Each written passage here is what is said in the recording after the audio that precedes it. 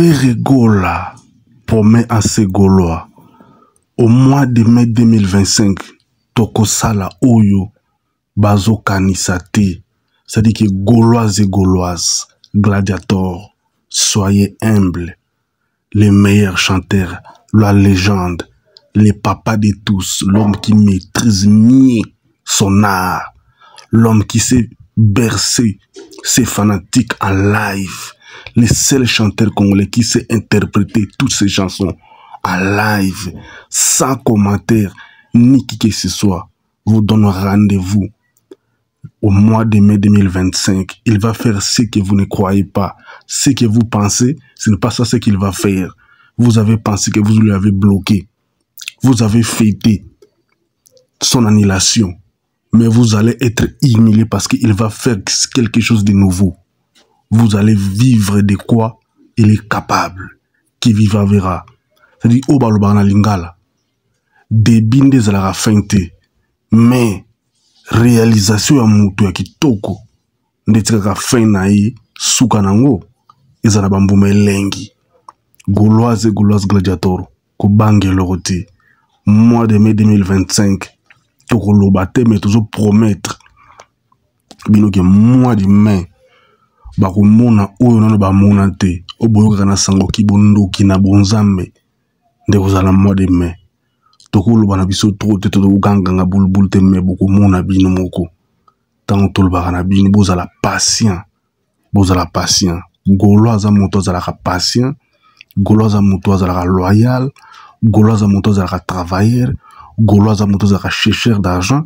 Gaulois za moto oyo azala ba mafinga te, azala ba fitilité te. Gaulois za moto za la mayele.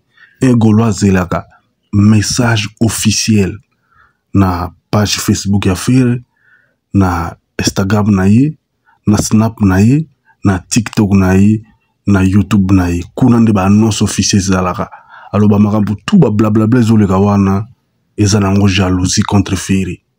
Alors yoza Gaulois, yoza gladiateur zala ko sepela parce que anu esila na beauté. Bana Luanda déjà, bana Angola. Les padres a déjà les 30 oyo là les samedi oyo les 30 Ferregola au sepeli sabana Angola après ninga kisalaka kuna na ba 2017 si je me trompe pas de faire ça sur retour na Angola a sepeli sabana Angola bana Angola ba bina Ferrekala cette fois-ci to na ba biloko ya sikala toujours na ba bizorbi toujours na ba mombui toujours na ba kikangiyu to na ba biloko yebele to na ba titi bogolela tokoyana babiloko ya sika mususu o mwana Kongo bombi tozalaka na yo c'est le passé tolingana kana on kala c'est le passé babiloko ya sika ezo ya fort bakanisa ki ba bloquer biso nzoka biso nde bato to memi bango isika oyo bazala ko kanisa te Ferre batika yo ba jalousaka moto a risera na vite Ferregola déjà gagné son avis. Et c'est qui te Ferregola ba français pour azala soki nani Ferregola za millionnaire bino mo moni didienzo ngona lobby Ferregola za na plus ya 36 mapango mais yena orligola bazolinga ba boma Ferre pour nini bazo banda ko wana 30 bango bale bakabola comme ça si c'est kotika la wana bana Ferre batika na comme ça bango pe ba ko suna likolo nango botala tango to ba bino ki Ferre c'est moto oyo c'est quelqu'un qui sait investir en lui, investir dans la libuta nae, ko investir tala Ferregola za modèle, yo za jeune, ko kino kolanda bato précieux, bazo pressionner bino lokutate. Il faut oser des fanatiques na motolo kwa Ferre tango zo mona banda kwa zanangu, ba mbongo zanangu, ba biloko zo sala. Abeta ba concert muke na année, mais azala banda kwa kitoko, azana adresse fixe.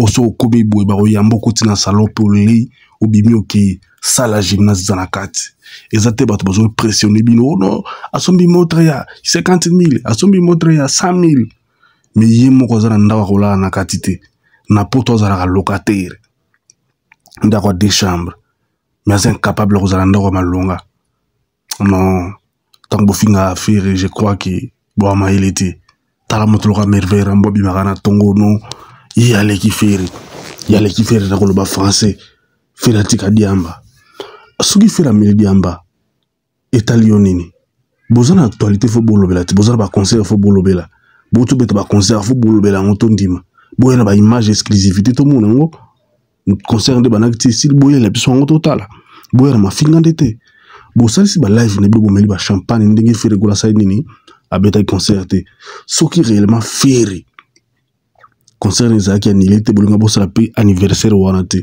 bolinga pe bosala live wana te tellement kaka ki fere bo annulé bor ndisuka bozisi ko makasi ya kosala banani babilo na bino bosala wana c'est bien kosala ngo mais bokoma esika fere akomi bozala mayilo fere azala ngo fere gola lelo azala kwa bino te moko na bino lobango kaka na ane oyo ndenge nini fere gola production bimisa rebo mais bino f victime koko créer artiste moko te alors fere gola production yango nde esinaka bacontrat ya bato babimi libanda mpo baya kobetisa fere so olingo ya kobetisa fere concert okosili na fere gola production okosili na fere gola artiste te parce que fere gola ye moko azofaire partie ya fere gola production alors wana nde esika bozalaka boza bloqué fere ya mokongo ya mayele acongolais le plus intelligent le surdoué na génération na ye eza bato akowelawela te fere gola c'est un artiste indépendant label na ye mpe eza na nkombo na ye moko fere gola